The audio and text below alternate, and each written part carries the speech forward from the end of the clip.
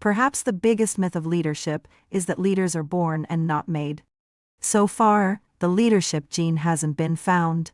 When we think of naturally born leaders, we may think of children who grew up in home and school environments where leadership skills were encouraged.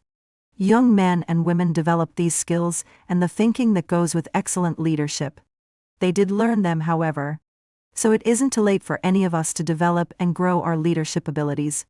This presentation will analyze the skills and strategies of becoming a strong, significant leader that will transform organizations and employees on the path of continuous improvement.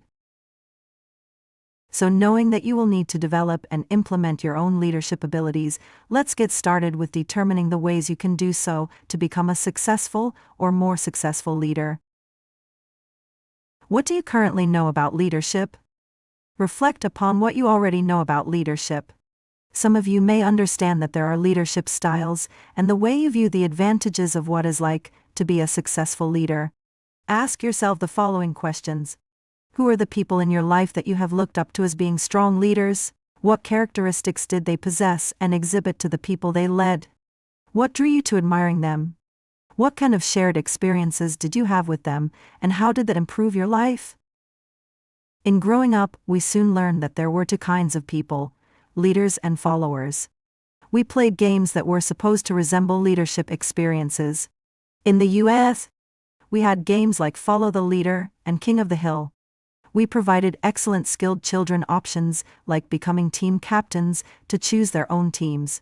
The emphasis was put on winning, while often strategizing on beating the other team. When you think about leadership, this was a style that often prevailed in the mid-20th century. Somebody's got to win, and somebody's got to lose. Don't be the loser. If you had similar experiences where you grew up, reflect upon the lessons that children learned.